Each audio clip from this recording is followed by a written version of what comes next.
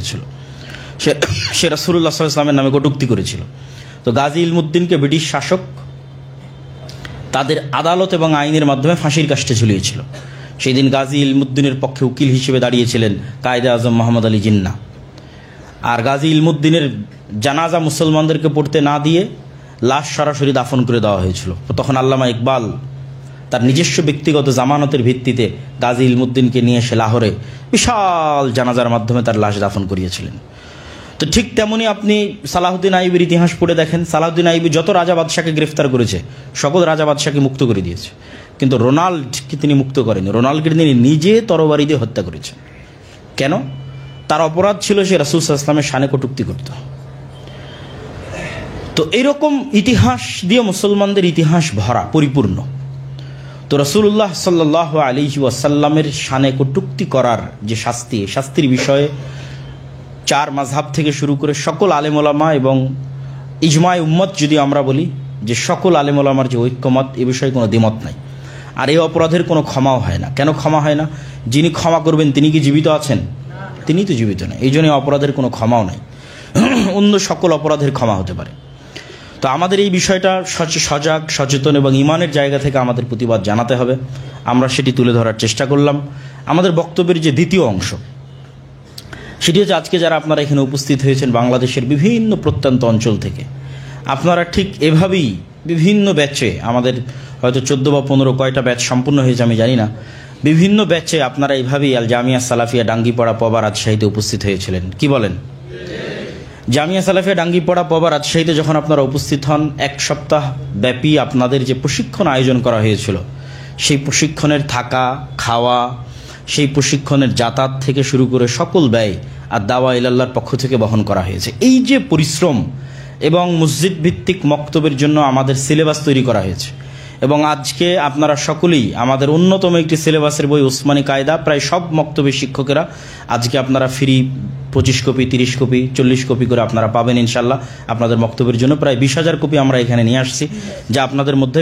তো রমজান মাসে 15 থেকে 20,000 টাকা একজন দায়ীকে হাদিয়া দেওয়া হবে, এই কথা শুনে আমার চোখে পানি টলটল করতে লেগেছে। কেন? এখানে এমনও মক্তবের শিক্ষক আছে যাদের কাছে প্রতি মাসে মাত্র 1,000 টাকা যায়। আছে না নাই? একটু হাত উঠান তো। এমনও মক্তব্য, যে হাত নামান, এমনও মক্তবের শিক্ষক আছে যাদের কাছে শুধুমাত্র 1,000 টাকা যায়। তো যখন আমাকে বলা হলো যে 15-20 হাজার টাকা একজন দায়ীর পিছনে প্রতি মাসে দেওয়া হবে, তখন আমার চোখের পানি টলটল করতেছে যে আমরা কত কষ্ট করে বাংলাদেশের প্রত্যন্ত অঞ্চলে গিয়ে সফর করে, আমি নিজে 200 থেকে 250-এর অধিক মসজিদ সফর করেছি ফি সাবিলিল্লাহ। আমি এই জন্য জালসায় যাওয়া বাদ দিয়ে দিয়েছি সফরের জন্য। আর কত কষ্ট করে, কত যুদ্ধ এবং জিহাদ করে এই সমস্ত মক্তবের শিক্ষকদেরকে জামিয়া সালাফিয়ার প্রাঙ্গণে তারা কোরআন শিখাচ্ছেন। এই কোরআনের সাদাকায়ে জারিয়া কি যারা এটার সাথে যুক্ত আছে তারা পাবে না? পাবে ইনশাল্লাহ। এর চেয়ে গর্বের কিছু আছে? এর চেয়ে গর্বের কিছু নেই। তখন আমি বললাম, কি বলেন আপনারা? এরকম 500 জন শিক্ষককে আমরা ট্রেনিং দিয়েছি, তাদের 1 টাকাও আমরা হাদিয়া দিতে পারি না। তারা সবাই বিভিন্ন মসজিদের ইমাম। তো আপনি যেই টাকা বাজেট করেছেন সেই টাকা তাদের মধ্যে বন্টন করে দেন এবং তাদেরকে নিয়ে অনুষ্ঠান আয়োজন করেন। বেশি নেকি পাবেন এবং বেশি সাদাকায়ে জারিয়ার অংশ হবেন। এরা সবাই ফিরে গিয়ে, যতজন শিক্ষক আজকে এখানে উপস্থিত হয়েছে, সবাই নিজ নিজ গ্রামে 50, 60, 70 জন ছাত্রকে কোরআন শেখায়। কি বলেন? তাহলে ওই যে গ্রামে বসে 50, 60, 70 ছাত্রকে কোরআন শেখাচ্ছে, এর চেয়ে বড় সাদাকায়ে জারিয়ার দুনিয়াতে হতে পারে? এর চেয়ে বড় সাদাকায়ে জারিয়া দুনিয়াতে হতে পারে না। তো সম্মানিত উপস্থিতি, আজকে আপনাদের এখানে নিয়ে আসার পিছনে আমার কোনো ব্যক্তিগত স্বার্থ নাই, এবং আপনাদের যে এখানে উপস্থিত করার জন্য আমি যারা আয়োজক তাদের উপর যে ফোর্স প্রয়োগ করেছি, এত আমার কোনো ব্যক্তিগত স্বার্থ নাই যে আমার চুল পরিমাণ উপকার হবে, 1 টাকা উপকার হবে, তাও নাই। কিন্তু ওই প্রত্যন্ত অঞ্চলে যে মক্তবের শিক্ষক আছে তার প্রতি আমি আমার অন্তরস্থল থেকে দরদ অনুভব করি, কষ্ট অনুভব করি, লজ্জা লাগে। কিভাবে একজন মক্তবের শিক্ষককে আমি মাসে 1,000 টাকা দিই? শরম পাই, আল্লাহ, আল্লাহর কসম শরম পাই। অতএব যাদের অর্থ আছে, যাদের সম্পদ আছে, তারা সেই সম্পদ ব্যয় করার পূর্বে বাংলাদেশের কোনায় কোনায় যত মক্তব আছে মক্তবের শিক্ষকদের কথা চিন্তা করবেন। আর এই সমস্ত মক্তবের শিক্ষকদের নিয়ে আমরা যে একটা বিশাল যাত্রা পরিচালনা করতেছি, বিশাল শ্রম দিচ্ছি, একটা প্রতিষ্ঠান দাঁড় করিয়ে ফেলেছি আর দাওয়া ইলাল্লাহ নামে, যার স্টাফ আছে, যার ট্রেনিং নিচ্ছে। গত সপ্তাহে আমাদের 30 থেকে 40 জন শিক্ষক ট্রেনিং নিয়েছে। 1 সপ্তাহের জন্য আমাদের ট্রেনিং বন্ধ হয় না। শিক্ষকেরা আসতেই আছে, তারা ট্রেনিং নিতেই আছে। কিভাবে হচ্ছে তা আমরা জানি না। এবং বর্তমান বাংলাদেশে হানাফি আহলে হাদিস নির্বিশেষে মক্তব ভিত্তিক, মসজিদ ভিত্তিক দাওয়াতি কাজের এত বড় প্রতিষ্ঠান আর দাওয়া ইলাল্লাহর মতো এখন পর্যন্ত নাই, বলেন আলহামদুলিল্লাহ। অতএব আমি আপনাদের কাছে উদাত্ত আহ্বান জানাবো, যারা আজকের এই প্রোগ্রাম আয়োজন করেছেন তারা আল্লাহর ওয়াস্তে আপনাদের অর্থ সম্পদ যখন ব্যয় করবেন, তখন এই যে 500 মক্তবের শিক্ষক উপস্থিত হয়েছে, আগামী বছর এরকম সময় আস্তে আস্তে এটা 1000-এ পৌঁছবে না? ইনশাল্লাহ 1000-এ পৌঁছবে। আগামী 5 বছরের মধ্যে ইনশাল্লাহ কয়েক লক্ষে পৌঁছবে ইনশাল্লাহ। তো এই যে বিশাল শ্রম বাংলাদেশের প্রত্যন্ত অঞ্চলে দিনের জ্ঞান ছড়িয়ে দেওয়ার জন্য করছি, আপনারা ওদের কাছে আমানত রেখে গেলাম। জুয়েল ভাই, রেহান আঙ্কেল, ওয়াহিদুজ্জামান আঙ্কেল, নিয়ামুল ভাই এবং তারেক আঙ্কেল, আজম ভাই, সকলের কাছে এই 500 মক্তবের যে শিক্ষক আছে তাদের চোখের পানি, তাদের দুঃখ কষ্টের তারজুমান হিসেবে, তাদের দুঃখ কষ্টের প্রতিনিধি হিসেবে আপনাদের কাছে আমানত রেখে গেলাম। যদি কখনো আপনাদের অর্থ খরচ করার প্রয়োজন হয়, তাহলে বাংলাদেশের প্রত্যন্ত অঞ্চলে ছড়িয়ে ছিটিয়ে থাকা এই মসজিদের ইমামের, মক্তবের শিক্ষকদের জন্য খরচ করবেন। দোহায় আল্লাহর এবং ওসিলা আল্লাহ সুবহানাহু ওয়া তাআলার দাবি আমি করে গেলাম। আল্লাহ সুবহানাহু ওয়া তাআলা আপনাদের নেকি দিবে, আল্লাহ সুবহানাহু ওয়া তাআলা আপনাদের প্রতিদান দিবে। আমি আব্দুল্লাহ আমার চুল পরিমাণ, সরিষা সম পরিমাণ, আল্লাহর কসম যার হাতে আমার প্রাণ আছে, আমার চুল পরিমাণ, সরিষা সম পরিমাণ স্বার্থ নাই এই দাওয়াতি কাজে। আল্লাহ যেন আমাদের এই দাওয়াতি কাজকে কবুল করে, বলেন আল্লাহুম্মা আমিন। সম্মানিত উপস্থিতি, এবার বক্তব্যের মূল বিষয়বস্তুতে চলে আসি। রমাজান, রমাজান শব্দের শাব্দিক অর্থ হচ্ছে আগুনে পুড়িয়ে ছারখার করে দেওয়া। আর রমাজানের আগমনের লক্ষ্যে আল্লাহ সুবহানাহু ওয়া তাআলা যে তার পুরো প্রকৃতিকে, তার পুরো সৃষ্টি জগৎকে যেভাবে রমজানকে স্বাগতম দেওয়ানোর জন্য যেভাবে সাজান, আমরা তো প্রতীকী সম্মান দেই। কেউ আসলে ক্রেস্ট দেই, কেউ আসলে ফুল দেই, কেউ আসলে হয়তো বাদশাহ, রাজা বাদশাহ আসলে লাল গালিচা দেই, তোপের ধ্বনির মাধ্যমে সালামি দেওয়া হয়, গার্ড অফ অনার দেওয়া হয়, অসংখ্য প্রতীকী সম্মানের ব্যবস্থা পৃথিবীতে আছে। আল্লাহ সুবহানাহু ওয়া তাআলা রমজানের আগমনে তার বিশাল বিশাল সৃষ্টি জীবের মধ্যে পরিবর্তনের মাধ্যমে রমজানের আগমনের স্বাগতমের ব্যবস্থা করেন। তার মধ্যে বিশাল এক সৃষ্টি হচ্ছে আসমান। ইজা দাখালা রমাজান ফুতিহাত আবওয়াবুস সামা, আল্লাহর বিশাল সৃষ্টি, আসমানের সকল দরজা রমজানের 30 দিনের জন্য খোলা থাকে, বলেন আল্লাহু আকবার। আল্লাহ সুবহানাহু ওয়া তাআলার আরেক বিশাল সৃষ্টি জান্নাত, ফুতিহাত আবওয়াবুল জান্নাহ, সৃষ্টি অবস্থায় আছে, এটা আমাদের ইমানের অংশ। যে জান্নাত আল্লাহর নবী দেখেছেন, আল্লাহর নবী পরিদর্শন করেছেন, সেই সৃষ্টি অবস্থায় থাকা জান্নাতের সকল দরজা 30 দিনের জন্য আল্লাহ সুবহানাহু ওয়া তাআলা রমজানের সম্মানে খুলে দেন, বলেন আল্লাহু আকবার। আর আল্লাহর সবচেয়ে ভয়ঙ্কর সৃষ্টি জাহান্নাম, তার দরজা বন্ধ করে দেওয়া হয়। সম্মানিত উপস্থিতি, এবং শয়তানকে শৃঙ্খলাবদ্ধ করা হয়।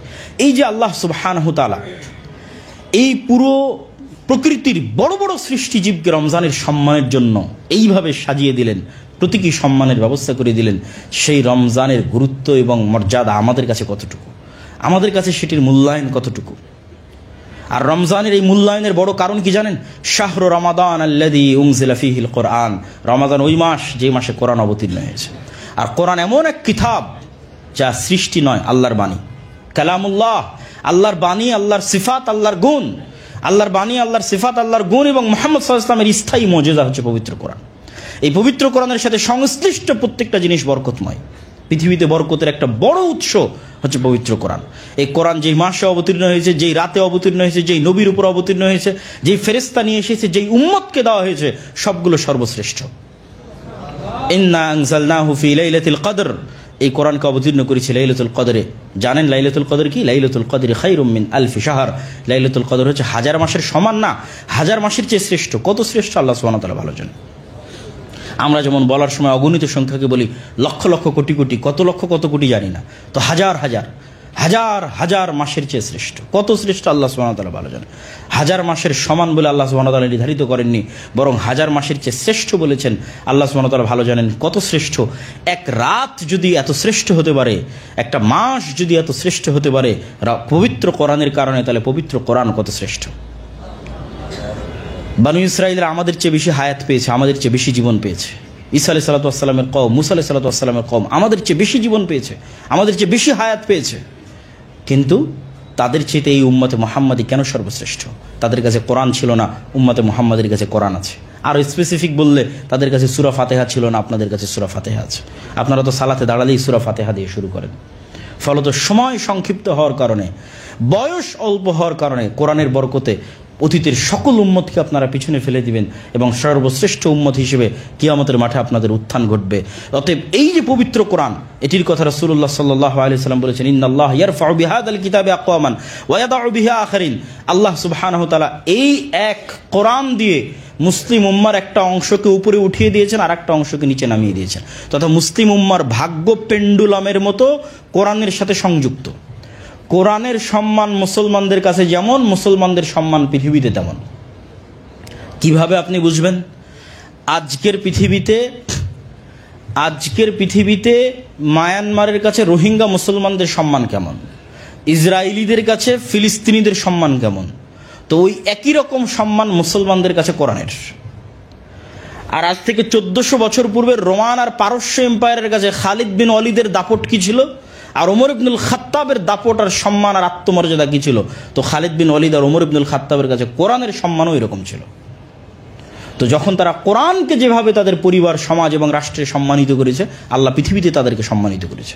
আজ আমরা কোরআনকে অবহেলায় ছেড়ে দিয়েছি, কোরআন পড়ি না, বুঝি না, শিখি না। আজ আমরা সমগ্র পৃথিবীতে জাতিগতভাবে পিছিয়ে পড়ে গেছি। সম্মানিত উপস্থিতি, তাহলে কোরআনকে এই রমজান মাসে সবচেয়ে বেশি মূল্যায়ন করতে হবে। এবং আপনারা যারা বিভিন্ন মসজিদ থেকে এখানে উপস্থিত হয়েছেন, তাদের সবচেয়ে জরুরি কর্তব্য হচ্ছে 11 মাস আপনারা ছোট বাচ্চাদের কোরআন শিখিয়েছেন, আর এই রমজানকে লক্ষ্য করে এখান থেকে আপনারা যা জ্ঞান অর্জন করে যাচ্ছেন, বড় বড় শায়েখদের কাছে বক্তব্য শুনছেন, আরও শুনবেন। এই যে এখান থেকে জ্ঞান অর্জন করে যাচ্ছেন, এই জ্ঞানের ভিত্তিতে এই পুরো 1 মাস আপনার গ্রামে শুধু ছোট বাচ্চাদের জন্য নয়, বয়স্কদের জন্য এবং মহিলাদের জন্য কোরআন এবং দিন শিক্ষা চালু করতে হবে। পারবেন ইনশাআল্লাহ। আল্লাহ সুবহানাহু ওয়া তাআলা আপনাদের কবুল করুক, বলেন আল্লাহুম্মা আমিন। তাহলে আমরা রমজানের হক আদায় করতে পারবো। যদি রমজানে আমরা কোরআন না শিখতে পারি, কোরআন না শিখাতে পারি, কোরআনের চর্চা না করতে পারি, তাহলে আমরা কি রমজানের হক আদায় করলাম? এই পুরো রমজানের সকল সম্মান মর্যাদা তো কোরআনের বরকতে। তাহলে কোরআনকে আমাদের মূল্যায়ন করতে হবে। সম্মানিত উপস্থিতি, রমজানের আরও অসংখ্য কাজ আছে যে কাজগুলো আমরা করতে পারি। যেমন রমজানে রাসূলুল্লাহ সাল্লাল্লাহু আলাইহি ওয়াসাল্লাম ইতিকাফ করতেন। রমজানে রাসূল সাল্লাল্লাহু আলাইহি ওয়াসাল্লাম প্রচুর পরিমাণে দান করতেন। আমাদের এরকম কখনো মনে করা যাবে না, যারা আপনারা ট্রেনিংয়ে এসেছিলেন, আমি সবাইকে বলেছি যে কখনো ইমাম এবং আলেমদের এরকম মনে করা যাবে না যে আমরা শুধু নিব। আমাদের কি শিখতে হবে? অল্প হলেও দেওয়া শিখতে হবে। আপনি মসজিদ কমিটির সভাপতিকে অল্প হলেও হাদিয়া দেন না, গ্রামের যারা মানুষজন আছে তাকে অল্প হলেও হাদিয়া দেন। যখন আপনি দেওয়া শিখবেন, তখন আপনার মধ্যে আত্মমর্যাদা কাজ করবে। আর যখন আপনি দেওয়াটা ভুলে যাবেন, শুধু নিবেন, তখন আপনি হীনম্মন্যতায় ভুগবেন। তো আত্মমর্যাদা তৈরি করার জন্য দেওয়া শিখতে হবে, অল্প হলো, ন্যূনতম হলো। আমাদের নবী মুহাম্মদ সাল্লাল্লাহু আলাইহি ওয়াসাল্লাম কত কোটি, কত লাখ টাকার মালিক ছিলেন, তারপরেও তার বিষয়ে বলা হচ্ছে যে তিনি সবচেয়ে বেশি আজওয়াদুন নাস, সবচেয়ে বেশি দানশীল ছিলেন। আর রমজান মাসে আরও বেশি দানশীল হয়ে যেতেন। পূর্ব দিকের বাতাসের চাইতে তার দানের স্রোত মানুষের মধ্যে প্রবাহিত হতো, মানুষকে উপকার পৌঁছাতো। তাহলে তিনি কেন এত দান করতেন? আর আল্লাহ সুবহানাহু ওয়া তাআলা কেন এত দানের কথা বলেন? দানের টাকা কি আল্লাহর কাছে যায়? আল্লাহর নবীর কাছে যায়? আল্লাহর নবীর কাছে যায় না। দানের টাকা আল্লাহর কাছেও যায় না, আল্লাহর নবীর কাছেও যায় না, আল্লাহর বান্দাদের মধ্যে বন্টন হয়। তাহলে আল্লাহর কাছে যেই টাকা যায় না, ওই দান করার জন্য আল্লাহ কেন এত গুরুত্ব দিবেন? তার কারণ হচ্ছে দানের দুইটা উপকার আছে। এক, তাজকিয়াতুন নফস হয়। যখনই আপনার পকেট থেকে কষ্ট হলো আপনি একটা টাকা বের করে মানুষকে দিবেন, আপনার অন্তর থেকে হিংসা এবং অহংকার কমে যাবে। আপনার তাজকিয়াতুন নফস হবে, অন্যের প্রতি সহমর্মী হবেন, অন্যের প্রতি দয়াদ্র হবেন। আরও যখন আপনার এই একটা টাকা পকেট থেকে বের হয় না কোনো মতেই, মানুষের দুঃখ কষ্ট দেখলেও, মানুষের চোখের পানি দেখলেও, তার মানে আপনার অন্তর শক্ত হয়ে গেছে। এটা অহংকারী অন্তর, হিংসুটে অন্তর। তো অন্তরকে নরম করার জন্য দান করতে হবে। তাজকিয়াতুন নফস, হিংসা এবং অহংকার মুক্ত করার জন্য দান করতে হবে। 2, কিয়ামতের মাঠে আমরা অসংখ্য সমস্যা নিয়ে আমাদের উত্থান হবে। কেননা আমরা ইবাদতের জগতে সকল ইবাদত তো পরিপূর্ণ করতে পারিনি। 2 রাকাত সালাতে দাঁড়ালেও সারা দুনিয়ার সকল কথা মাথায় আসে। তাহলে কোন ইবাদতটা কখন দাবি করবো যে এটা পরিপূর্ণ করেছি? না সালাত, না সিয়াম, না হজ, না জাকাত। সব জায়গায় কোতাহি আছে, অপূর্ণাঙ্গতা আছে। আর মানুষ মানেই থাকবে। পাশাপাশি অসংখ্য গুনাহ আছে। কত মানুষের গীবত করেছি, কত মানুষকে গালি দিয়েছি, কত মানুষের নিন্দা করেছি, কত মানুষের সম্পদ হয়তো নিয়ে নিয়েছি, ফেরত দেইনি, বা বাকি ছিল পরিশোধ করিনি। কত কি ঘটে। রিকশাওয়ালাকে থাপ্পড় দিয়েছি, বকে দিয়েছি। এই যে অসংখ্য সমস্যা নিয়ে কিয়ামতের মাঠে আমাদের উত্থান হবে, এগুলো প্রত্যেকটা ল্যাকিংসের ব্যাকআপ দিবে আপনার দান। বলেন আল্লাহু আকবার। যখন পাওনাদার আসতে থাকবে দান থেকে পরিশোধ হতে থাকবে। এই জন্য আল্লাহ সুবহানাহু ওয়া তাআলা মানুষকে দানের প্রতি এত উদ্বুদ্ধ করেন, আর রাসূল সাল্লাল্লাহু আলাইহি ওয়াসাল্লাম রমজানে এত দান করেন। দ্বিতীয় যে কাজটা রমজান সাল্লাম বেশি করতেন, যেটা আমরা শুরুতে আলোচনা করেছি, জিবরাইল আলাইহিস সালাতু ওয়াস সালামের সাথে মুদারাসাতুল কোরআন, কোরআন শুনতেন, কোরআন শোনাতেন প্রতি রাতে, যেটা আমরা আলোচনা করে ফেলেছি। তৃতীয়ত রমজানে আরেকটা জিনিস আমরা করতে পারি, সেটা হচ্ছে ইতিকাফ। ইতিকাফ মানে আজকের যুগে মানুষ ইতিকাফে যায়, সাথে mobile, internet, social media, YouTube, Facebook, Twitter সব সহ ইতিকাফে যায়। তো আগের যুগের চায়ের স্টল তো এখন ফেসবুকে, ভার্চুয়াল চায়ের স্টল। আগের যুগে যেটা চায়ের স্টল ছিল সেটা এখন কোথায়? ফেসবুকে। তাহলে আপনি যদি অনলাইন থেকে ডিসকানেক্টেড না হন, তাহলে এটা কীভাবে ইতিকাফ হবে? আর যখন আপনি অনলাইন থেকে ডিসকানেক্টেড হবেন, যখন আপনি অনলাইন থেকে ডিসকানেক্টেড হবেন, তখনই আপনি ইতিকাফের আসল স্বাদ আস্বাদন করতে পারবেন, যে ইতিকাফ কেন দেওয়া হয়েছে। এটাকে বৈজ্ঞানিকদের ভাষায় বলা হয় ডিটক্স, যে মানুষের ডিটক্সিফিকেশন দরকার। মানুষ যখন একই রুটিনে চলতেই আছে, এই ব্যস্ততা, এই দুনিয়াবি কাজ, এই প্রবলেম, এই সমস্যা চলতেই আছে, তো 10টা দিন এগুলো বন্ধ হলে কি পৃথিবীতে কিয়ামত হয়ে যাবে নাকি? কোনো কিয়ামত হবে না। তো আপনি 10টা দিনের জন্য আপনার দুনিয়াবি সকল ব্যস্ততাকে বন্ধ করে, মোবাইলকে ডাস্টবিনে ফেলে দিয়ে আপনি শুধুমাত্র আল্লাহ সুবহানাহু ওয়া তাআলার সন্তুষ্টির জন্য মসজিদে আবদ্ধ হন, আপনি একটা নতুন জগতের অনুসন্ধান পাবেন। আপনার মানসিক উন্নয়ন ঘটবে, আধ্যাত্মিক উন্নয়ন ঘটবে, ডিসিশন নেওয়ার উন্নতি ঘটবে, বৈজ্ঞানিক দিক থেকে হাজার হাজার লক্ষ লক্ষ কোটি কোটি উপকারিতা আপনি ইতিকাফের মধ্যে পাবেন। আর রমজানের সবচেয়ে বড় বৈজ্ঞানিক উপকারিতা যদি আমরা বলি, তাহলে সকল ডাক্তাররা বলে যে অটোফেজি। সকল ডাক্তারেরা বলে যে অটোফেজির মাধ্যমে মানুষের শরীর থেকে টক্সিক যে জিনিসগুলো থাকে, বিষাক্ত যে জিনিসগুলো থাকে, এগুলো দূর হয়ে যায়, লিভার সজীব হয়, সতেজ হয়। যত রকমের খারাপ কোলেস্ট্রল আছে, কোলেস্ট্রল 2 ধরনের, good cholesterol, bad cholesterol, HDL, LDL, যত ধরনের খারাপ কোলেস্ট্রল আছে, সব খারাপ কোলেস্ট্রল ধীরে ধীরে রমজান মাসে কমতে থাকে। ডায়াবেটিস নিয়ন্ত্রণে চলে আসে, লিভার থেকে চর্বি কমতে থাকে যদি স্বাস্থ্যসম্মত উপায়ে আমরা সাহারি করি, যদি স্বাস্থ্যসম্মত উপায়ে আমরা ইফতারি করি। তাহলে অসংখ্য রকমের ডাক্তারি উপকারিতা এই পুরো রমজান মাসে আছে। আর সবচেয়ে বড় উপকারিতা যেটা রমজান মাসে আপনারা নিতে পারেন, মানুষকে বলতে পারেন, আপনাদেরকেও আমি উদ্বুদ্ধ করব, সেটা কি? সেটি হচ্ছে সাবকনশাস মাইন্ডকে ভালো অভ্যাস, গুড হ্যাবিট তৈরি করার জন্য প্রশিক্ষণ দেওয়া। এর সবচেয়ে বড় সুবর্ণ সুযোগ হচ্ছে রমজান। আরেকটু আপনাদেরকে ব্যাখ্যা করে বলি, ধরেন একটা মানুষ 20 বছর থেকে ড্রাইভ করে, তো তার সাবকনশাস মাইন্ড এমনভাবে ড্রাইভিং শিল্পটাকে আয়ত্ত করে ফেলেছে যে সে গাড়িতে উঠলেই, যদি অন্য মনস্কও থাকে, তাও অটোমেটিক ব্রেক, অটোমেটিক বাঁশি, অটোমেটিক যে স্টিয়ারিং আছে সেটা ঘোরানো অটোমেটিক হতে থাকে। কেন? এগুলো তার সাবকনশাস মাইন্ড শিখে ফেলেছে। সবসময় তাকে সজাগই থাকতে হবে 100%, সেটার দরকার হয় না। একবার যখন সাবকনশাস মাইন্ড শিখে ফেলে, এটা বারবার করার ফলে হয়। তো ধরেন যে কোনো দিন নামাজ পড়ে না, অর্থাৎ 5 ওয়াক্ত সালাতের পুরো দিনে 5 ওয়াক্ত সালাতের সময় পার হয়ে গেলে একবারের জন্য আর মনে পড়বে না যে সালাত আদায় করতে হবে। কিন্তু যে মানুষ একবার অন্তত 30 দিন 40 দিন একটানা 5 ওয়াক্ত সালাত জামাতে আদায় করবে, কোনো প্রকার ছাড় দেওয়া ছাড়া, তখন আর সাবকনশাস মাইন্ড সেভ করে নিবে কি ব্যাপার, এ তো প্রতিদিন সাহারির সময় উঠতেছে, সালাতে যাচ্ছে, জোহরের সময় সালাত আদায় করছে, আসরের সময় সালাত, মাগরিব, তো প্রত্যেক সালাতের ওয়াক্তে আপনার অ্যালার্মও লাগবে না, এমনি ফজরের সময় আপনার সাবকনশাস মাইন্ড আপনাকে জাগিয়ে দিবে। এটা হয়, আপনি পরীক্ষা করে দেখেন। তাহলে এই রমজান মাসে ভালো অভ্যাস তৈরি করার জন্য এর চাইতে সুবর্ণ সুযোগ আর আসতে পারে না। এটাই হলো বৈজ্ঞানিক দিক থেকে রমজানের সবচেয়ে বড় উপকারিতা, যে আমরা যদি ভালো মুসলমান হতে চাই, ভালো কিছু অভ্যাস আয়ত্ত করতে চাই, তাহলে রমজানকে আমাদের চ্যালেঞ্জ হিসেবে নিতে হবে। কি চ্যালেঞ্জ?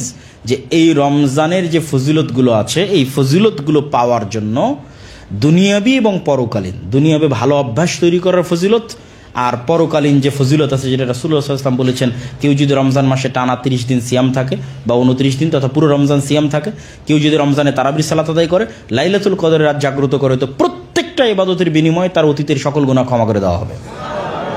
তথা 3টা সুযোগ, 3টা আমলের বিনিময়ে অতীতের সকল গুনাহ ক্ষমা। শর্ত কি? ঈমান ওয়া ইহতিসাবান, নেকির আশা এবং ঈমানের সাথে। নেকির আশা মানে নিয়ত ঠিক থাকতে হবে, ইন্নামাল আমাল বিন্নিয়াত। নেকিতে যদি লোক দেখানো হয়, তাহলে দান করে, দানের কারণে জাহান্নামে যাবে, চুরি করার কারণে, ডাকাতি করার কারণে, জেনা করার কারণে নয়, দান করার কারণে জাহান্নামে যাবে, কেন দান করার সময় লোক দেখানো ছিল, নিয়ত। তো সিয়ামের কারণে জাহান্নামে চলে যাবে, কেন আল্লাহর সন্তুষ্টি ছিল না। আর ঈমান মানে লা ইয়াজনি যানি হিনা ইয়াজনি ওয়া হুয়া মুমিন, লা ইয়াসরিকু সারিক হিনা ইয়াসরিকু ওয়া হুয়া মুমিন। যখন জেনাকারী জেনা করে তখন মুমিন থাকে না, চোর যখন চুরি করে তখন মুমিন থাকে না। তার মানে যদি আপনার সিয়ামের মধ্যে গুনাহ ঢুকে যায় তাহলে আপনি আর ঈমান অবস্থায় সিয়াম রাখতেছেন না। সিয়ামের মূল উদ্দেশ্য কিন্তু আপনাকে না খেয়ে রাখা নয়, সিয়ামের মূল উদ্দেশ্য হচ্ছে আপনাকে গুনাহ মুক্ত রাখা। কিন্তু গুনাহ মুক্ত থাকতে হলে না খেয়ে থাকাটা সহযোগিতা করে মানুষকে গুনাহ মুক্ত থাকতে। ইবনুল কাইয়িম রাহিমাহুল্লাহ বলছেন, মানুষ যখন পেট পূর্ণ করে খাবার খায়, প্রচুর পরিমাণে ঘুমায়, তখন শরীরের মধ্যে শয়তানের বাসা তৈরি করা সহজ হয়ে যায়।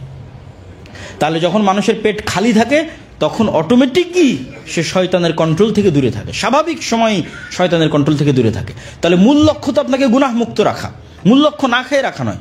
তো না খেয়ে থাকার মাধ্যমে গুনাহ মুক্ত থাকাটা সহজ হয়। কিন্তু যখন আপনি মূল লক্ষ্যই পূরণ করছেন না, না খেয়ে থাকছেন ঠিকই, নামাজ পড়েন না, না খেয়ে থাকছেন ঠিকই, দেধারসে আমাদের মা এবং বোনেরা বেপরদা অবস্থায় রাস্তাঘাট বাজার সব পরিপূর্ণ করে ফেলেছে। ইফতার পার্টির নামে স্কুল কলেজ বিশ্ববিদ্যালয়গুলোতে ফ্রি মিক্সিং চলতেছে। না খেয়ে আছে ঠিকই, কিন্তু অবৈধ প্রেম আলাপ বন্ধ হয়নি, গান বাজনা অশ্লীল দৃশ্য বন্ধ হয়নি। তাহলে এটা কি সিয়াম হচ্ছে? এটা সিয়াম হচ্ছে না। কেন? সিয়ামের মূল উদ্দেশ্যই তো পূরণ করতেছে না। মাল্লাম ইয়াদা কাওলা যুরিল আমাল বিহি ফালাইসা লিল্লাহি হাজাতুন ইয়াদা তুআমাহু ওয়া শারাবাহু। যে ব্যক্তি গুনাহের কাজ এবং গুনাহের কথা পরিত্যাগ করলো না, আল্লাহ সুবহানাহু তাআলার কোনো প্রয়োজন নাই তার না খেয়ে থাকার। তাহলে না খেয়ে থাকাকে পূর্ণ করতে হলে, না খেয়ে থাকাকে সফল করতে হলে গুনাহ মুক্ত থাকতে হবে।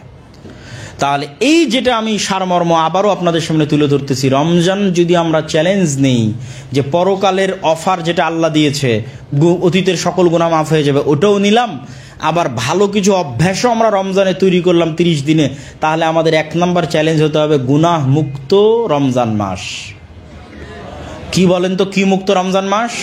গুনাহ মুক্ত রমজান মাস। এটা কিন্তু সাইকোলজির জন্য ইজি, এটা কিন্তু কঠিন না। আপনি যদি আপনার ব্রেনকে বুঝান যে আজীবনের জন্য তোমাকে বিড়ি সিগারেট ছেড়ে দিতে হবে, সাহসী করবে না ছাড়ার। আর যদি বুঝান যে অন্তত 30 দিনের জন্য বিড়ি সিগারেট বন্ধ রাখো, তো মনে হবে যে না ঠিক আছে 30 দিনের জন্য আমি একটা রিস্ক নিতে পারি। তো আজীবনের জন্য তুমি অবৈধ সম্পর্ক পরিত্যাগ করো, সাইকোলজির কাছে কঠিন মনে হবে, ভারী মনে হবে, নিজের ব্রেনের কাছে, বিবেকের কাছে, মনের কাছে। আমি না 30 দিনের জন্য তুমি আর কোনো গান বাজনা অশ্লীল দৃশ্য দেখবে না, তো এটা নিজের বিবেকের কাছে সহজ না কঠিন? সহজ। তাহলে এই চ্যালেঞ্জটা আপনাদের নিতে হবে এবং এই চ্যালেঞ্জটা জনগণের মধ্যে ছড়িয়ে দিতে হবে যে আমরা গুনাহমুক্ত রমজানের একটা চ্যালেঞ্জ আমরা নিতে চাচ্ছি ভালো অভ্যাস তৈরি করার জন্য। 5 ওয়াক্ত সালাত আমরা জামাতে আদায় করব, কোনো প্রকার গুনাহের সাথে আমরা জড়িত হব না। এই 30 দিন যদি একটা সেম রুটিনে আমরা চলতে পারি, তাহলে অটোমেটিক আমাদের সাবকনসিয়াস মাইন্ড ওই রুটিনটা সেভ করে নেবে এবং পরবর্তীতে ওই ভালো অভ্যাসগুলো কন্টিনিউ করা আমাদের জন্য সহজ হবে, বলেন ইনশাআল্লাহ। আর এটাই কিন্তু আল্লাহ সুবহানাহু ওয়া তাআলা কোরআনে বলেছে যে ইয়া আইয়ুহাল্লাযীনা আমানু কুতিবা আলাইকুমুস সিয়াম কামা কুতিবা আলাল লাযীনা মিন ক্বাবলিকুম লাআল্লাকুম তাত্তাকুন। আরে সিয়াম তো ফরজ করাই হয়েছে তোমাদেরকে পরহেজগার বানানোর জন্য। আপনি যদি সিয়ামরত অবস্থাতেই গুনাহ করতে থাকেন তো কি পরহেজগার হবেন? এই জন্য এই 30টা দিনের জন্য আপনাকে গুনাহ বন্ধ করার চ্যালেঞ্জ আপনাদেরকে অ্যাকসেপ্ট করতে হবে, আপনাদের জনগণের মধ্যে ছড়িয়ে দিতে হবে, যাতে আমরা গুড হ্যাবিট তৈরি করতে পারি, ভালো অভ্যাস আমাদের সন্তান এবং পরবর্তী বংশধরের তৈরি করতে পারি। রমজানের একটা ছোট্ট সংক্ষিপ্ত রুটিন বলে আমি আমার বক্তব্যের শেষের দিকে চলে যাব। 2টা বা 3টা পয়েন্টে রমজানের রুটিনকে আপনি বৈপ্লবিক পরিবর্তন নিয়ে আসতে পারেন। 1, সাহারির পরে সূর্য ওঠা পর্যন্ত না ঘুমানো।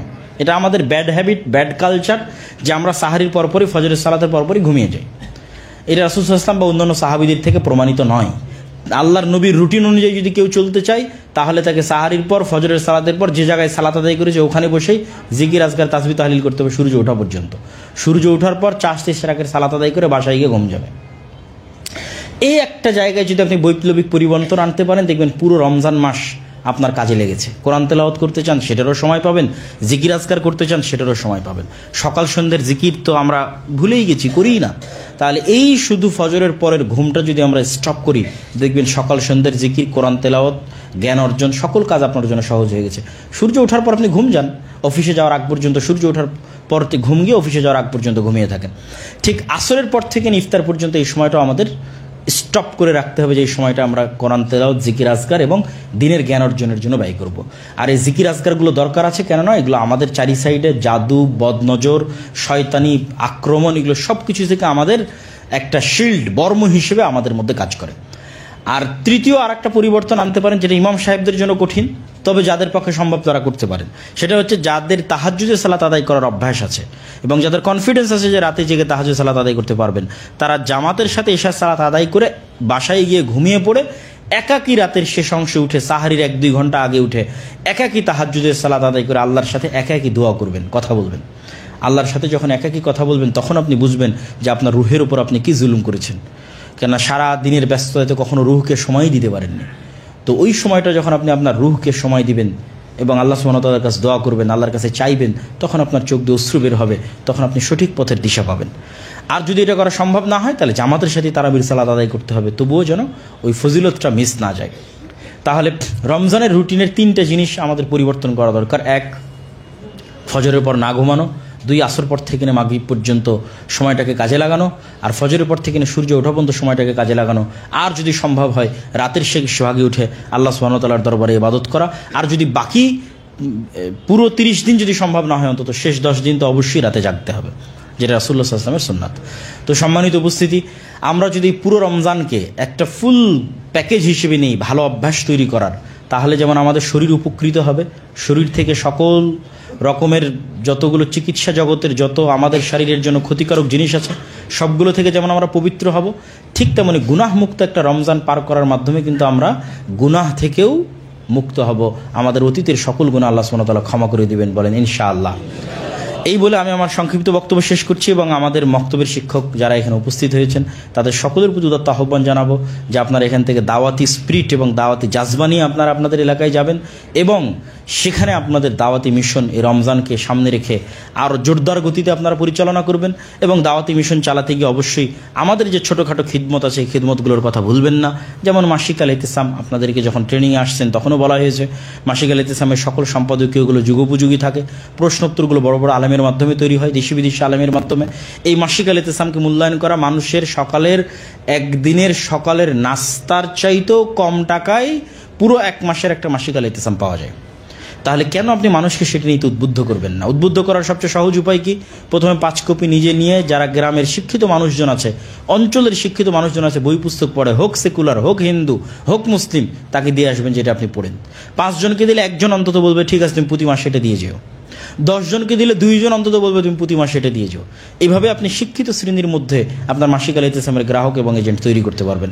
পাশাপাশি জামিয়া সালাফিয়ার যে অন্যান্য কার্যক্রমগুলো আছে সেই কার্যক্রমগুলোতেও আল্লাহ সুবহানাহু ওয়া তাআলার সন্তুষ্টির জন্য আপনাদের স্বতঃস্ফূর্ত অংশগ্রহণ এবং আপনাদের স্বতঃস্ফূর্ত আগমনের কামনা করে সকলের জন্য দোয়া করি আল্লাহ সুবহানাহু ওয়া তাআলা আপনাদের এবং আমাদের সকলকে পুরো রমজান মাস আল্লাহ সুবহানাহু ওয়া তাআলার ইবাদতে এবং জ্ঞানের অর্জনে কাটানোর তৌফিক দান করুক, আল্লাহুম্মা আমিন। যেহেতু আমাদের অনলাইনেও দর্শক শ্রোতা আছে সেহেতু আরেকটি কথা আমি যুক্ত করি যে আমাদের মিরপুর 12-তে দাওয়া সেন্টার আছে। সেই মিরপুর 12 দাওয়া সেন্টারে আমরা রমজান মাসব্যাপী এক বিশাল কর্মযজ্ঞ হাতে নিয়েছি। প্রত্যেক দিন ইফতারির ব্যবস্থা থাকবে, প্রতিদিন দার্সের ব্যবস্থা থাকবে, হাদিস পাঠের ব্যবস্থা থাকবে এবং সম্পূর্ণ ডিফারেন্ট 4টা কোর্স আমরা লঞ্চ করতেছি মিরপুর দাওয়া সেন্টারে। একটা কোরআন শিক্ষা কোর্স ছেলেদের জন্য, একটা কোরআন শিক্ষা কোর্স মেয়েদের জন্য, মেয়েদেরটা মেয়ে শিক্ষিকা, ছেলেদের জন্য ছেলে শিক্ষক। আর এটা হচ্ছে আরবি ভাষা শিক্ষা কোর্স ছেলেদের জন্য, আরবি ভাষা শিক্ষা কোর্স মেয়েদের জন্য, ছেলেদের ছেলে শিক্ষক, মেয়েদের মেয়ে শিক্ষিকা। যারা ফিজিক্যালি উপস্থিত হবেন তারা মিরপুর 12 দাওয়া সেন্টারে উপস্থিত হবেন। আসরের পর থেকে ক্লাসগুলো শুরু হবে, আসরের পরে ক্লাস শেষ হওয়ার পর মাগরিবে ইফতারির ব্যবস্থা থাকবে, ইফতারির পর দার্স হোক হাদিস পাঠ হোক সেটা থাকবে। তারপরে এশার সালাতে আমাদের তারাবি এবং সুন্নাত পদ্ধতিতে সুললিত কণ্ঠে তথা পুরো একটা প্যাকেজ আসর থেকে নিয়ে তারাবি পর্যন্ত পুরো একটা প্যাকেজের আমরা আয়োজন করছি মিরপুর 12 দাওয়া সেন্টারে। যারা ঢাকা এবং ঢাকার আশেপাশে আছেন তাদের সকলকে উদাত্ত আহ্বান জানাবো যে আপনারা প্রতিদিন মিরপুর 12 এই দাওয়া সেন্টারে আপনারা আসতে পারেন। আমি নিজে প্রতিদিন উপস্থিত থাকার চেষ্টা করব। আপনাদের শ্রদ্ধা শেখ আব্দুর রাজ্জাক বিন ইউসুফ তিনিও প্রতিদিন উপস্থিত থাকার চেষ্টা করবে বিভিন্ন দার্সে এবং হাদিস পাঠে। এই কর্মযজ্ঞগুলোতে আপনারা অংশগ্রহণ করুন এবং সহযোগিতা করুন এবং জ্ঞান এবং ইবাদতের মাধ্যমে